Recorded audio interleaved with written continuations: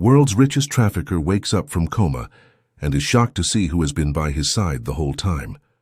Hey there, I'm Alex, your guide through today's extraordinary tale on Hearts of Crime. What you're about to witness is a story of passion and danger that will keep you on the edge of your seat. Trust me, when I say the twist at the end will leave you absolutely speechless. If you enjoy these forbidden love stories, please hit that like button and drop a comment below sharing your thoughts. Make sure to subscribe and turn on notifications so you never miss our daily uploads of these incredible stories. Stay with me until the very end. I promise the conclusion will shock you in ways you can't imagine. So sit back, relax, and enjoy today's episode. Have a wonderful day, and may God bless you and your family. The steady beep of the heart monitor was the first sound Wade Richardson heard after darkness had swallowed him whole. His eyelids felt like they were weighed down with concrete as he struggled to open them. When he finally managed to part them slightly, blinding white light flooded in, causing him to snap them shut again. He moved. I saw his eyes open. A woman's voice exclaimed, soft yet urgent. Wade tried again, slower this time. The world gradually came into focus. The sterile white ceiling, the medical equipment surrounding him, the tubes running into his arms. He attempted to speak, but his throat felt like sandpaper, and only a raspy groan escaped his lips. "Don't try to talk," the voice said gently. "You've been asleep for a very long time."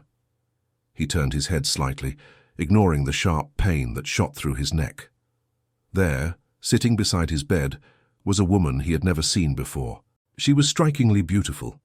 Deep brown eyes that seemed to hold both compassion and caution, high cheekbones and full lips curved into a careful smile.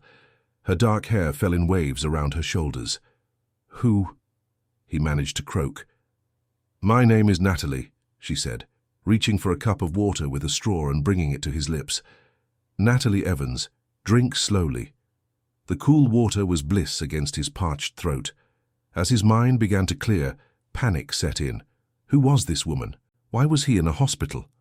The last thing he remembered was getting into his car after a meeting with his distribution network. "What happened?" he asked, his voice still rough but stronger. Natalie's expression tightened slightly. "Your car was run off the road. They were saying it wasn't an accident." Wade tried to sit up, but pain shot through his body, forcing him back down. "How long?" "Almost 3 months." The information hit him like a physical blow. 3 months. His empire would be in chaos. Lorenzo would have tried to take over by now, and his enemies, they would be circling like vultures, thinking him weak or possibly dead. "My phone," he demanded. "I need to call."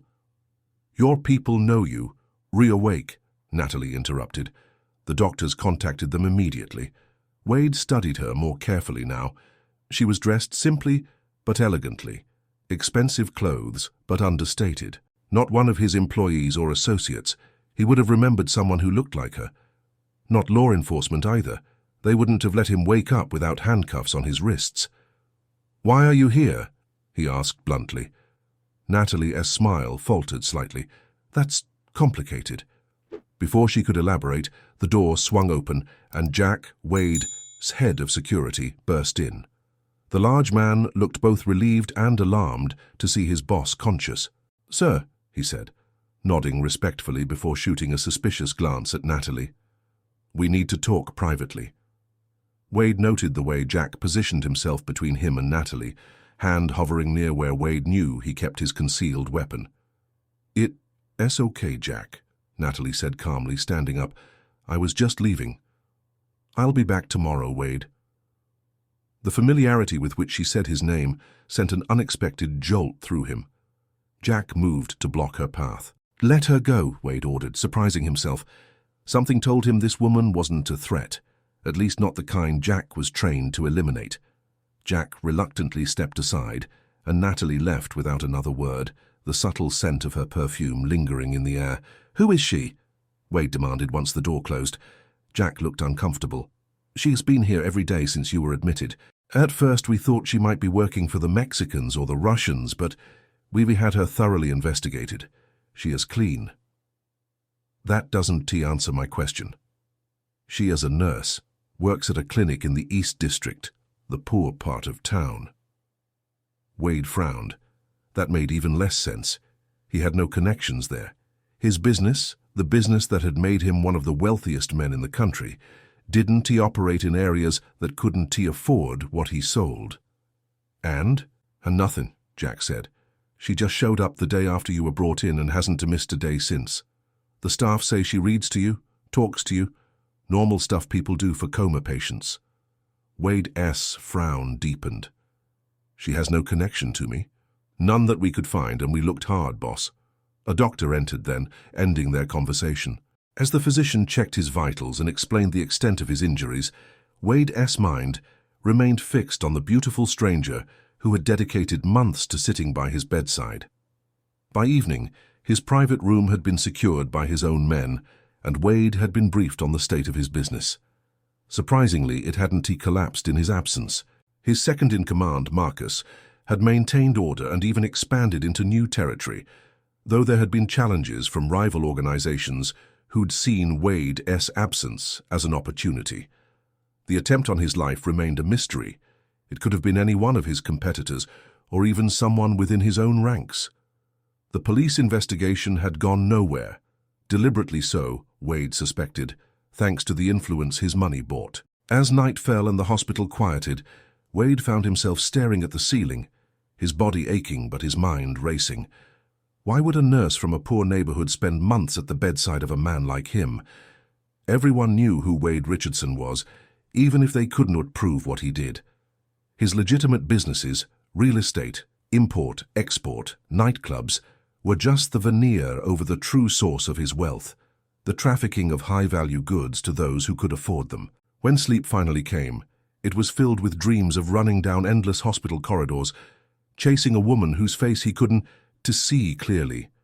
He kept calling out to her, but no sound came from his lips. Wade woke with a start to find early morning light filtering through the blinds, and Natalie sitting in the chair beside his bed reading a book.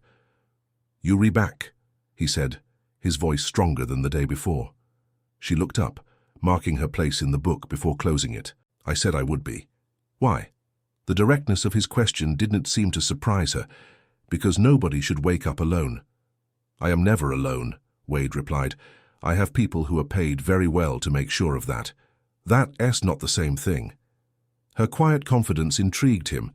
Most people were intimidated by Wade, by his wealth, his reputation, the dangerous energy he exuded even when trying to appear benign. But this woman looked at him without fear, as if she was seeing something beyond the powerful man everyone else cowered before. "Do you know who I am?"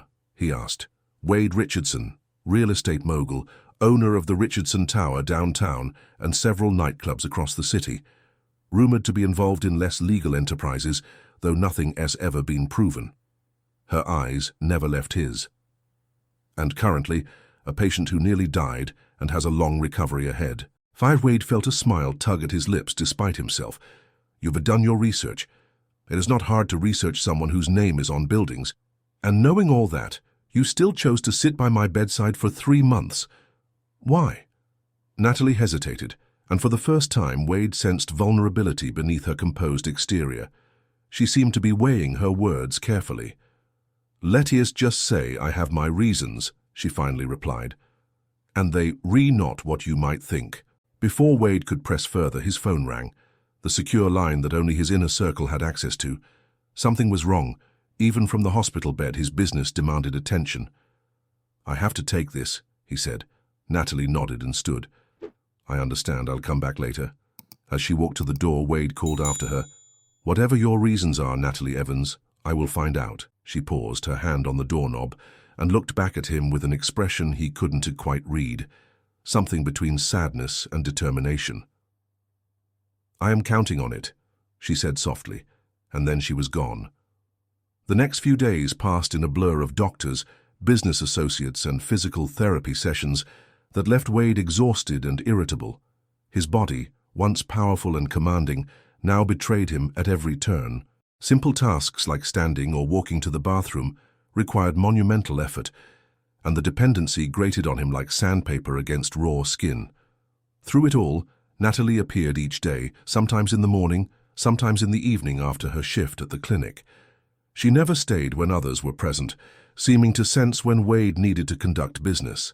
But in the quiet moments between visitors, she sat with him, reading aloud from books she brought or simply keeping him company in comfortable silence. Despite his best efforts, Wade found himself looking forward to her visits. She was a mystery in a world where he prided himself on knowing everything and everyone of consequence. His men had dug deeper into her background, but found nothing suspicious. Just a dedicated nurse with a spotless record who lived modestly in a small apartment near the clinic where she worked. "Your physical therapist says you've been difficult," Natalie remarked one afternoon as she peeled an apple with precise movements, the red skin curling away in one continuous spiral. Wade scowled. "He wants me to crawl before I can walk. I don't have time for that. Your body needs time to heal, you can force it. I've never accepted limitations," he said sharply. "That is not how I built what I have." Natalie sliced the peeled apple and offered him a piece. "And what exactly do you have, Wade?" The question caught him off guard. No one ever asked him such things, not his associates, not the women who sought his company for his wealth and power, not even Marcus, who had been with him since the beginning. "Everything I ever wanted," he answered automatically, then frowned at how hollow the words sounded. Natalie studied him with those perceptive eyes that seemed to see through his carefully constructed facade. "Is that so? Then why do you seem so angry all the time?" Wade took the apple slice but didn't eat it. "You don't know me." "I know you better than you think," she replied quietly. "I've watched you sleep, heard you talk in your dreams, seen the way you look at your visitors, calculating, always calculating what they want and what they can do for you." "And what do you want from me?" he countered, suddenly defensive. The question hung between them, and for a moment something flickered across Natalie's face, a shadow of emotion he couldn't quite identify. "I am still figuring that out," she finally said, rising from her chair. "I should go. You have a visitor." Wade turned to see Marcus standing in the doorway, his expression guarded as he watched Natalie gather her things. There was tension in the air as she walked past Marcus, who neither moved nor spoke until she was gone. She was becoming a regular fixture, Marcus observed, moving to sit in the chair Natalie had vacated. "What is the situation with the Colombians?" Wade asked, deliberately changing the subject. Marcus' expression darkened. "Shalik pushing back on the new arrangement. They think your absence has weakened your position. Then we need to show them how wrong they are." Wade's voice was cold steel. "Arrange a meeting as soon as I am discharged." "Are you sure that wise? The doctors say—" "I didn't build this business by listening to doctors, Marcus." Wade pushed himself up straighter, ignoring the pain that shot through his ribs. "The longer I stay here, the more our associates will question my strength. We can afford that." Marcus nodded, though concern still clouded his features. "There is something else. The police have been asking questions again about the night of your accident." "What kind of questions?" "They found something at the scene. Bullet casings that Donati match the gun used by the driver who ran you off the road." Wade's eyes narrowed. "Someone else was there?" "Looks that way. Someone who might have saved your life." The implications settled heavily in the room. If there had been another shooter at the scene, it meant the situation was even more complicated than they had initially thought. "Find out who it was," Wade ordered. "And Marcus, keep digging into Natalie Evans. There is something she is not telling me." After Marcus left, Wade found himself staring out the window at the city skyline. The city he had conquered through cunning, violence, and an unwavering determination to rise above the poverty of his childhood. Everything he saw belonged to him in one way or another, yet the satisfaction he normally felt gazing upon his domain was absent, replaced by a nagging emptiness he couldn't explain. The next morning, Wade was surprised to find not Natalie but a small elderly woman waiting in his room. She sat rigid in the visitor-s chair, her silver hair pulled back in a tight bun, her weathered hands clasping a worn leather purse in her lap. "Who are you?" Wade demanded, instantly alert despite the pain medication clouding his senses. The woman's pale blue eyes fixed on him with an intensity that was unsettling. "My name is Eleanor. I am Natalie's grandmother." Wade relaxed slightly but remained wary. "Where is she?" "Working a double shift at the clinic. There was an accident at one of the factories and they re-short-staffed." Eleanor's voice was surprisingly strong for someone so frail-looking. She asked me to come in her place, said you shouldn't be alone. Something about the old woman's directness reminded him of Natalie, though physically they bore little resemblance. That wasn't necessary. Perhaps not for you, but for her it was. Eleanor studied him with unnerving focus. She believes there is good in everyone, even men like you. The blunt assessment made Wade's jaw tighten. You do not approve of your granddaughter spending time with me? It is not my approval she is seeking. Eleanor opened her purse and withdrew a small faded photograph, which she placed on the bed beside Wade's hand. She never told you why she comes here every day, did she? Wade picked up the photograph. It showed a younger Eleanor standing beside a handsome man in an expensive suit. Between them was a little girl with Natalie's eyes and smile. That's Natalie with her parents, Eleanor explained, before your men killed them. The accusation hit Wade like a physical blow. He stared at the photograph, then at Eleanor, searching for any sign of deception. What are you talking about? Daniel Evans. He worked for you, though I doubt you do remember him. He was just one of your many employees, a driver, until he saw something he should not have and decided to go to the police. Eleanor's voice remained eerily calm. The car carrying him and my daughter-in-law exploded on the highway. The police called it an accident. We knew better. Wade's mind raced through old memories. Daniel Evans. The name was vaguely familiar, but he had employed countless people over the years. If what you were saying is true, why would Natalie help me? Why not let me die in that hospital bed? Because that's who she is, Eleanor replied simply. When she recognized you on the news after your accident, she could have stayed away. Instead, she went to you. At first I thought it was for closure or perhaps even revenge. Now, I am not so sure. Wade looked back at the photograph, at the smiling family that had allegedly been destroyed on his orders. The little girl's eyes, Natalie's eyes, gazed up at him innocently, unaware of the fate that awaited her parents. Does she blame me? He asked quietly. She blames the man you were, Eleanor said. She is waiting to see if that's still who you are. Before Wade could respond, Eleanor stood, taking back the photograph and carefully returning it to her purse. My granddaughter believes people can change, Mr. Richardson. I'm old enough to know better.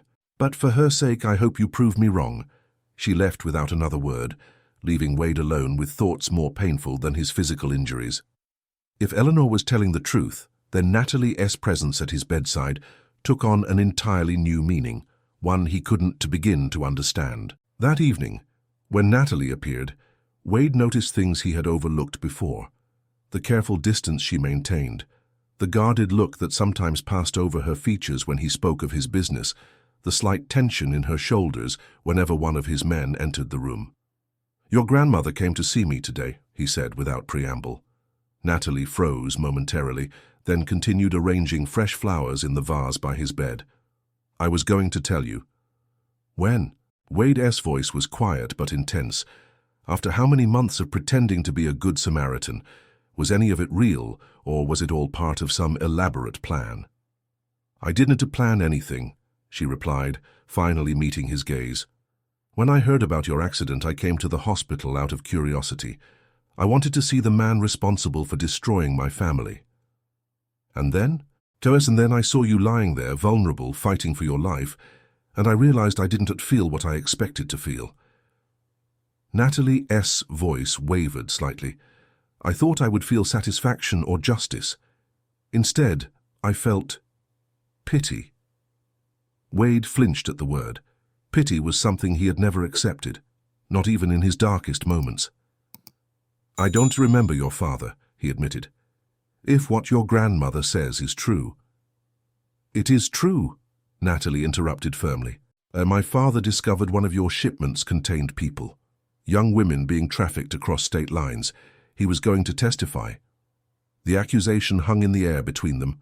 Wade didn't deny it. They both knew the truth. And you've been coming here every day, sitting beside the man you believe killed your parents.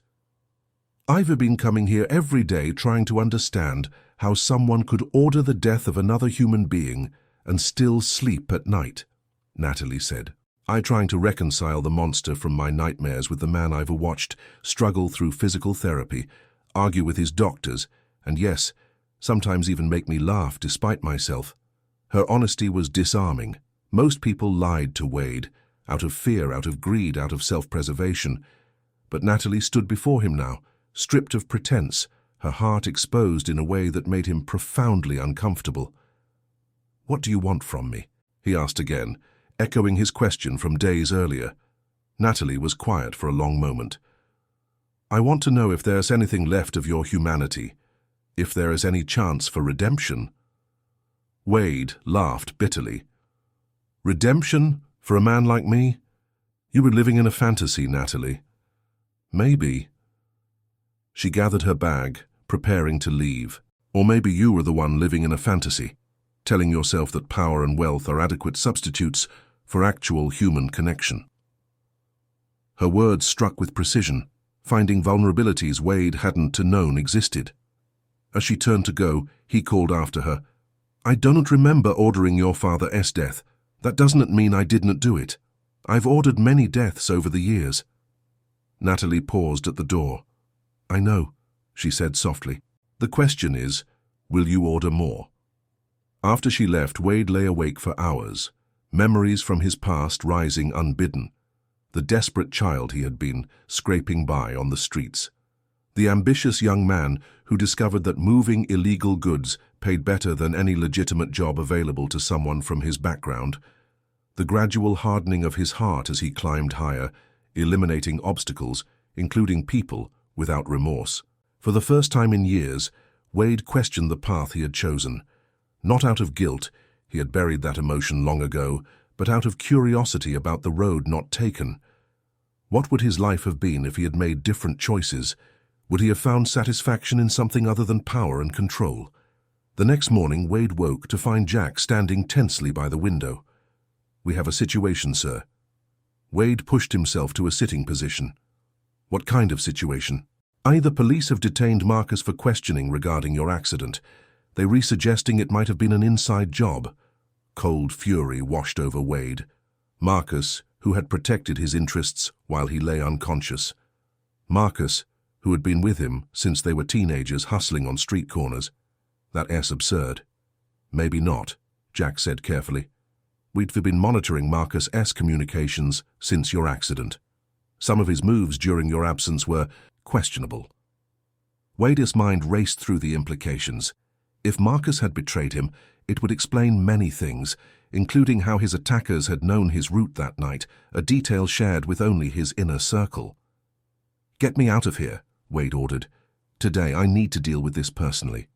"The doctors—" "I don't care what the doctors say," Wade snapped. "Arrange it." Within hours, against medical advice, Wade was discharged into the care of his private physician. His waterfront penthouse had been prepared for his return, with medical equipment installed and security doubled.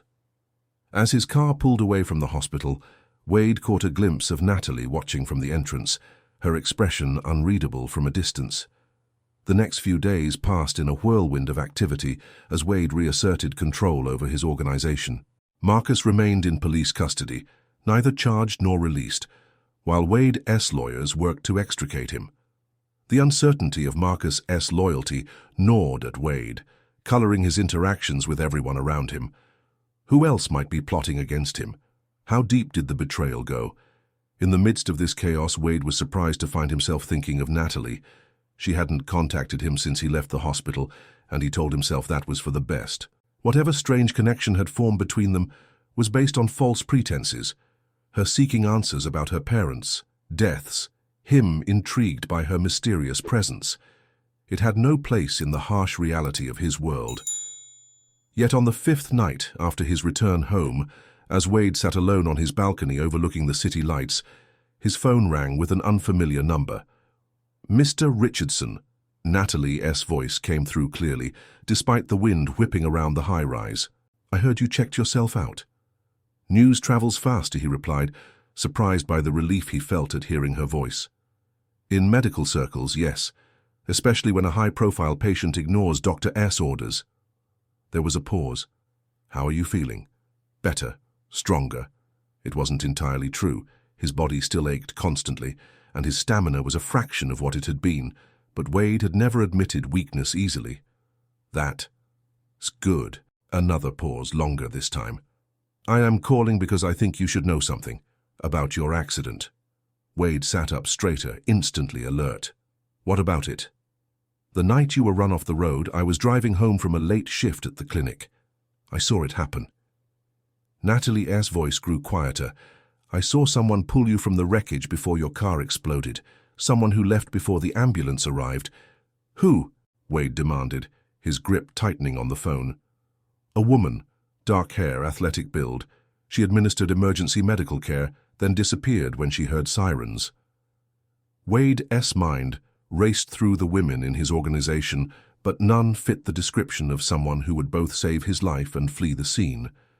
Why are you telling me this now?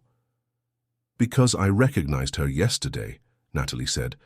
She came to the clinic. She had a gunshot wound, the kind that people don't report to hospitals because it raises too many questions. And you treated her? Yes. She asked about you. She seemed concerned. Wade stood, pacing the length of his balcony, despite the pain it caused him. Did she give you a name? Vivian. But I doubt it is her real name. Vivian. The name meant nothing to him. But if what Natalie was saying was true, this mysterious woman had saved his life and then disappeared. Well, what else did she say? That Marcus wasn't the one who betrayed you, Natalie replied. She said, and I am quoting here, "Tell him to look closer to home. The enemy is the one he trusts most." The warning sent a chill through Wade. If not Marcus, then who? Jack, one of his other lieutenants. The circle of people he genuinely trusted was vanishingly small. Why would you pass this message along? Wade asked, suspicion creeping into his voice. You of all people should want to see my organization tear itself apart. Natalie was quiet for a moment. Maybe I'm not the person you think I am, or maybe you were not the person I thought you were. Meaning that despite everything, I don't want to see you dead, Wade. That realization surprised me as much as it probably surprises you, and the honesty in her voice was unmistakable, and it stirred something in Wade that he had long thought dormant, a connection that transcended the transactional relationships that defined his life. Come to the penthouse, he said impulsively. I need to hear everything about this woman in person. That is not a good idea. I'll send a car, my most trusted driver. Natalie laughed softly. You just told me you don't know who to trust anymore. Jonathan, I will come to you, Wade countered, already moving toward his bedroom to dress. No, Natalie said firmly. Your world and mine don't mix well. We both know that. Yet here we are, having this conversation. On neutral ground, that's different. Natalie sighed. Meet me at the park near the harbour. Tomorrow at noon. Public, open, safe for both of us. Wade wanted to argue, but recognized the wisdom in her caution. Fine. The harbour park at noon. After they disconnected, Wade stood at his floor-to-ceiling windows, looking out at the city that had been his playground and battlefield for so long. Somewhere out there was a woman named Vivian, who had pulled him from a burning car. Somewhere was the person who had betrayed him, someone close enough to hurt him, and somewhere was Natalie Evans, the daughter of a man his organization had killed, who nonetheless didn't want to see him dead. For the first time in longer than he could remember, Wade Richardson felt uncertain about the path forward, and strangely exhilarated by the uncertainty. The harbour park bustled with activity as Wade's sleek black car pulled up to the curb. Despite Jack's insistence that he bring additional security, Wade had come with only his driver, who remained with the vehicle. This meeting with Natalie required a level of vulnerability he rarely allowed himself to show. He spotted her immediately, sitting on a bench overlooking the water, the wind gently lifting her hair. She wore simple jeans and a light blue sweater that matched the sky, a stark contrast to the tailored suit he wore like armor.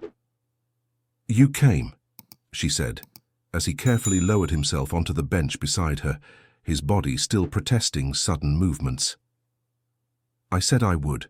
Wade surveyed their surroundings with the practiced eye of someone who had survived multiple attempts on his life. Tell me about this woman, Vivian. Natalie handed him a small envelope. "First, this is for you." Inside was a hospital ID badge, his badge from his stay. But attached to it was a small black device no larger than a button. "A tracking device," Wade said, instantly recognizing it. "Someone was monitoring my movements. Vivian found it on your belongings at the hospital. She gave it to me to pass to you." Wade's jaw tightened as he pocketed the device. He would have his tech people analyze it later, though he already suspected its origins. "And she is the one who pulled me from the car?" "Yes. She said she was following you that night because she had information about a plot against you. She was too late to prevent the accident, but managed to get you out before the explosion." "Fine, why not come to me directly? Why the secrecy?" Natalie's eyes met his, steady and unflinching. "Because she is afraid of the same person you should be afraid of. Jack." The name hung in the air between them. Jack, his head of security for the past 5 years. Jack, who had been the first to cast suspicion on Marcus. Jack, who had insisted on vetting everyone who came near Wade in the hospital, including Natalie. She has proof, photos, financial records, communications. Natalie pulled out a flash drive from her pocket. "It is all here.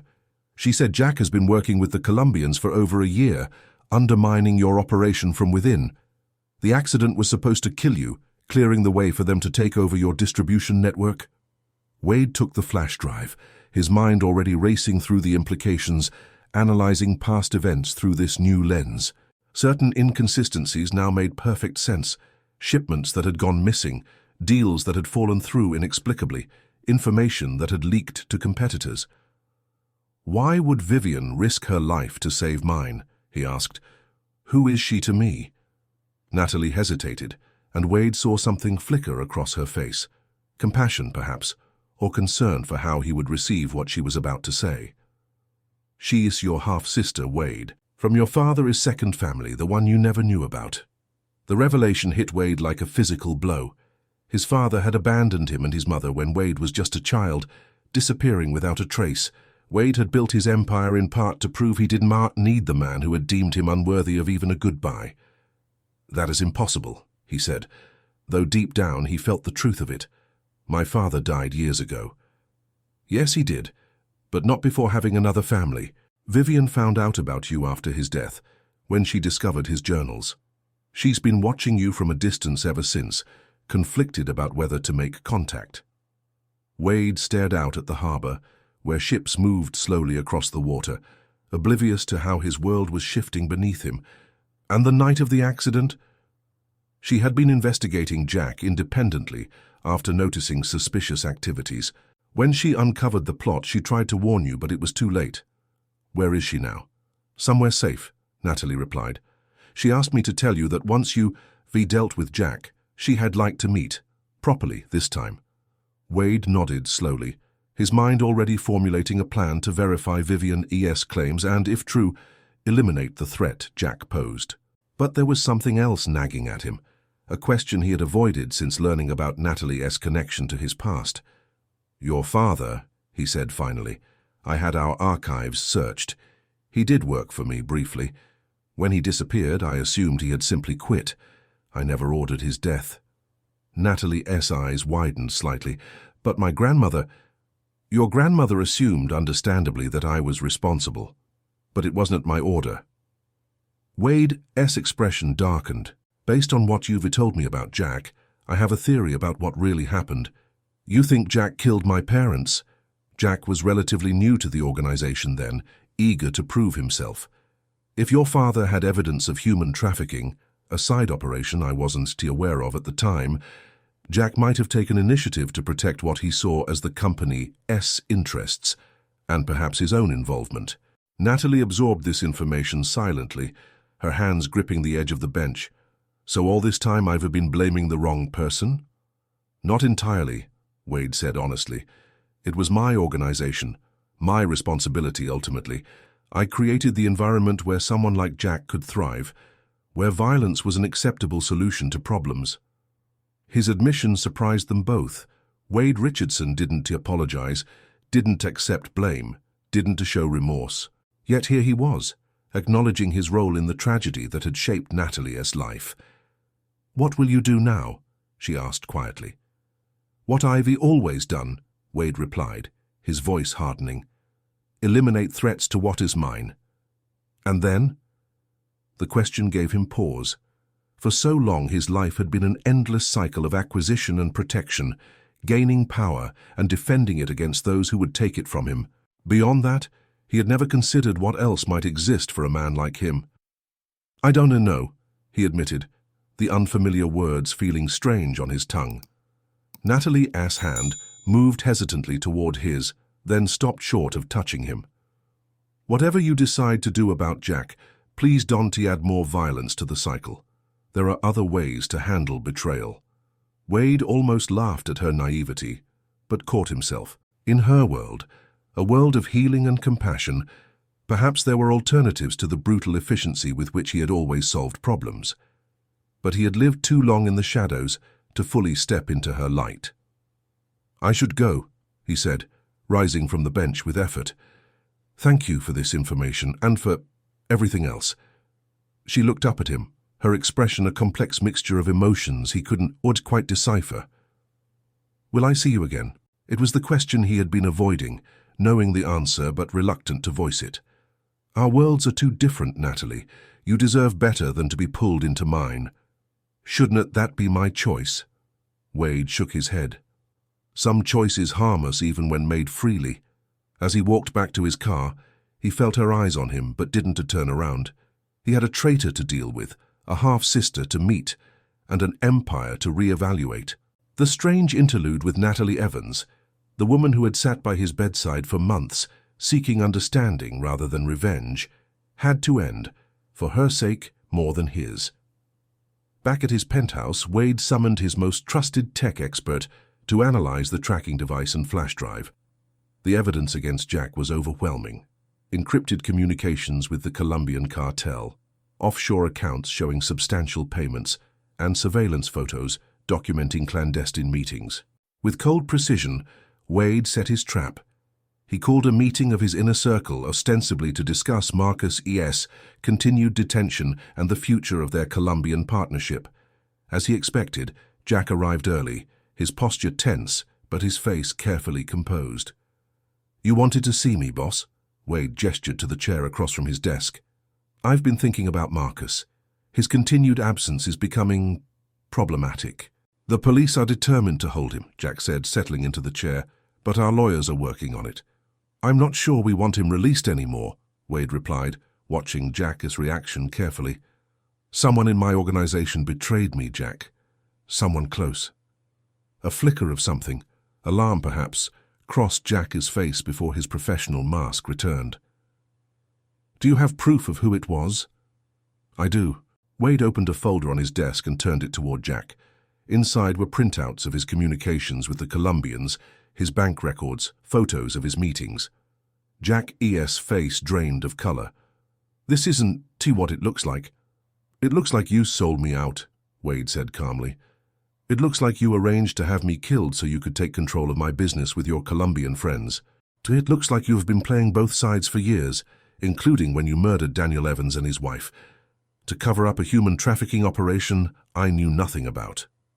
Jack's hand moved toward the weapon he always carried, but Wade was ready. He pressed a button under his desk and two of his most loyal men emerged from the adjoining room, weapons drawn. "You're getting soft, Wade," Jack sneered, realizing he was trapped. "The old you would have put a bullet in my head yourself, not hidden behind your goons." "The old me would have, yes," Wade agreed. "But I'd had some time to reflect recently, about choices, consequences, cycles of violence." Jack laughed bitterly.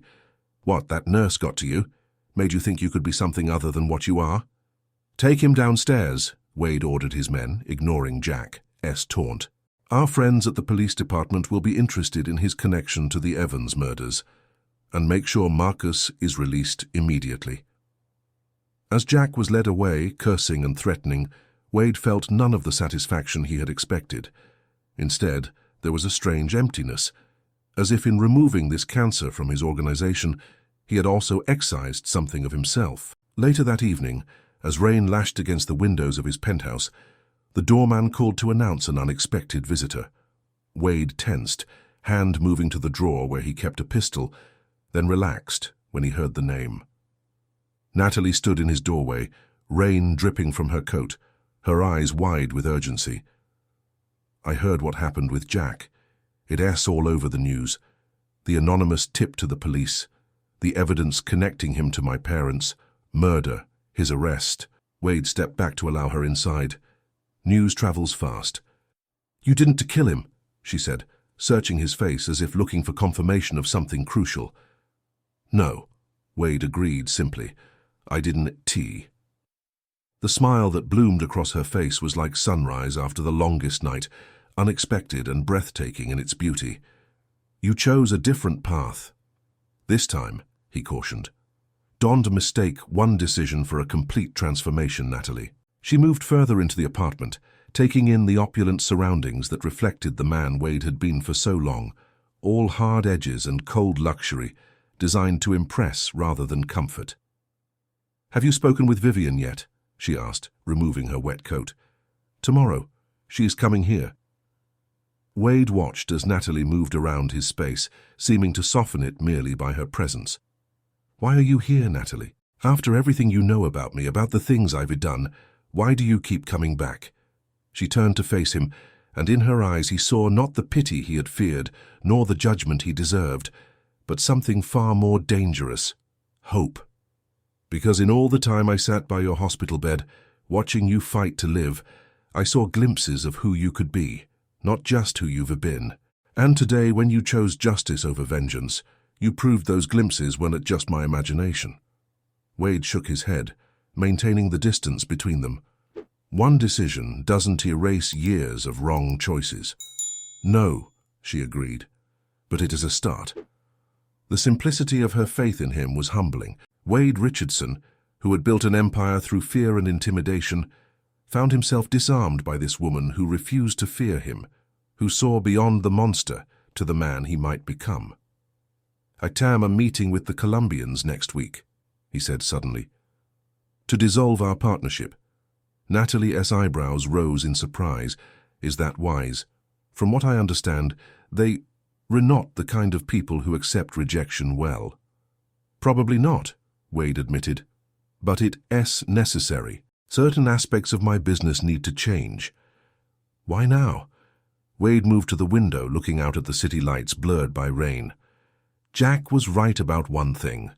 You did get to me, made me question things I've accepted for too long."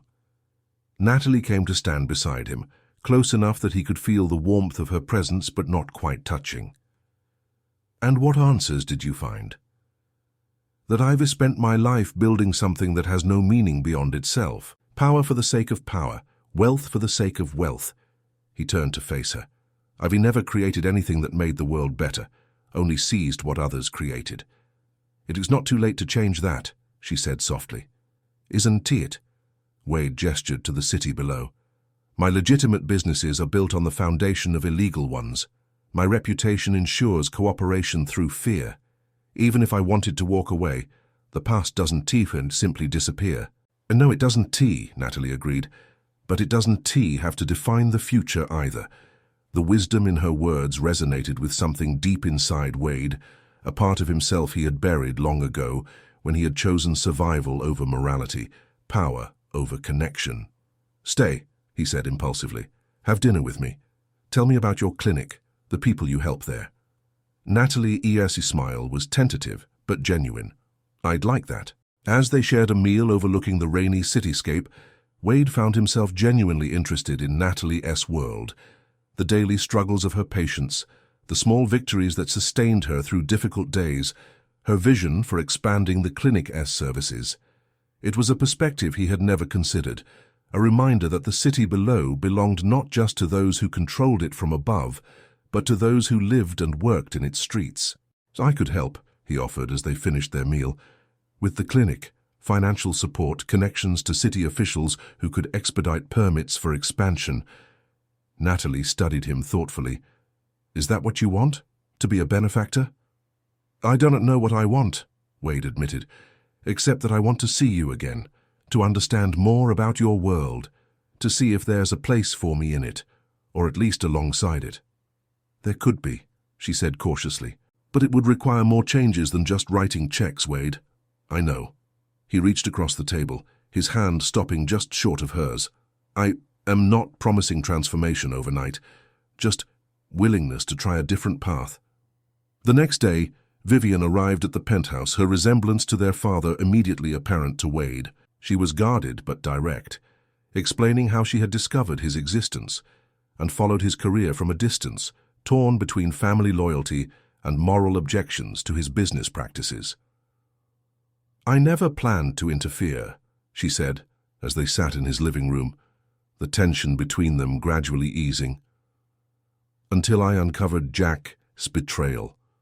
I couldn't stand by and watch him murder my only brother, regardless of our differences. Half-brother, Wade corrected automatically, then smiled slightly at her raised eyebrow. Thank you for saving my life, and for the information that allowed me to protect what I built. About that, Vivian leaned forward, her expression intense. What exactly are you planning to do with what you built, Wade? Because if Jack's removal just means business as usual, I'm not sure I want a relationship with the man you've chosen to be. Her frankness was refreshing after years of being surrounded by people who told him only what they thought he wanted to hear. That, Wade said slowly, is something I am re-evaluating. Over the following weeks, a cautious new pattern emerged in Wade's life. By day, he continued to manage his empire, but with subtle shifts, divesting from certain ventures, restructuring others, placing trusted lieutenants like the newly exonerated Marcus in positions that would facilitate eventual transition to fully legitimate operations. In the evenings, he increasingly found himself in Natalie's company, sometimes at quiet restaurants where they were unlikely to be recognized, sometimes at his penthouse, and occasionally, despite his initial reluctance, at her small apartment near the clinic. There, surrounded by her books and plants and simple furnishings, Wade glimpsed a kind of contentment that had always eluded him in his world of luxury and power. Vivian became a regular presence as well, her sharp intelligence and outsider-esque perspective providing valuable insights as Wade navigated the complicated process of transforming his business interests. Together, the unlikely trio formed a kind of family, tentative at first, then increasingly genuine as trust slowly built between them. The meeting with the Colombians went better than Wade had anticipated. His reputation, combined with the evidence he subtly let them know he possessed about their own operations, ensured they accepted his withdrawal from their partnership with minimal resistance. Other transitions proved more challenging, but Wade approached each obstacle with the same determination that had built his empire, now channeled toward dismantling its darkest aspects. On the anniversary of his accident, Wade found himself once again sitting in the harbor park with Natalie, watching ships move across the water. A year ago today, I nearly died, he reflected. And in many ways, the man I was did die in that car. Natalie's hand found his, their fingers intertwining naturally now, after months of gradually decreasing distance. And who are you now, Wade Richardson? He considered the question seriously. A work in progress, he finally said. So someone trying to build rather than just possess. Someone learning that power isn't only about control. That's a good answer, she smiled, leaning against his shoulder. I have something for you, Wade said, pulling an envelope from his jacket. The deed to a building near your clinic. It's being renovated as we speak. Expanded facilities, modern equipment, apartments above for patients who need transitional housing. Natalie's eyes widened as she opened the envelope and saw the plans. Wade, this is... I don't know what to say. Say I'll run it, he replied. Your vision, your compassion, with the resources to make a real difference. Our vision, she corrected gently. This doesn't cheat to work if it asks just your money and my ideals. We both have to be invested, heart and soul. Wade nodded, understanding the deeper meaning behind her words. For months, they had circled each other carefully, the attraction between them undeniable but complicated by their history and differences. Neither had pushed for definitions or commitments, content to let their connection evolve naturally. I'm not the man you deserve, Wade said quietly. I never will be, not completely. There is too much in my past. I am not asking for perfection, Natalie replied. Just honesty, growth, the willingness to keep choosing a better path, even when it is difficult. That I can promise, Wade said, and sealed the vow with a kiss, their first, but one that carried the weight of all they had overcome to reach this moment, and all they would face together in the days ahead. As they walked hand in hand along the harbor, Wade reflected on the strange journey that had brought him here. From the ruthless trafficker, who had woken from a coma to find a beautiful stranger by his bedside, to a man tentatively stepping into the light, guided by the very woman whose family had once been collateral damage in his rise to power. Life, he had learned, offered second chances in the most unexpected ways. And while the path forward wasn't too clear or easy, for the first time, Wade Richardson walked it not alone but alongside someone who saw both who he had been and who he could become, and chose him anyway. Wow, I told you that ending would be unexpected. If you enjoyed this story, please give this video a thumbs up and share your reactions in the comments. Don't forget to subscribe to Hearts of Crime for more captivating stories, just like this one every single day. Click on the video appearing on your screen right now for another incredible tale of love in the criminal underworld. Thank you for watching until the end. May God bless you and your family, and I'll see you in the next video.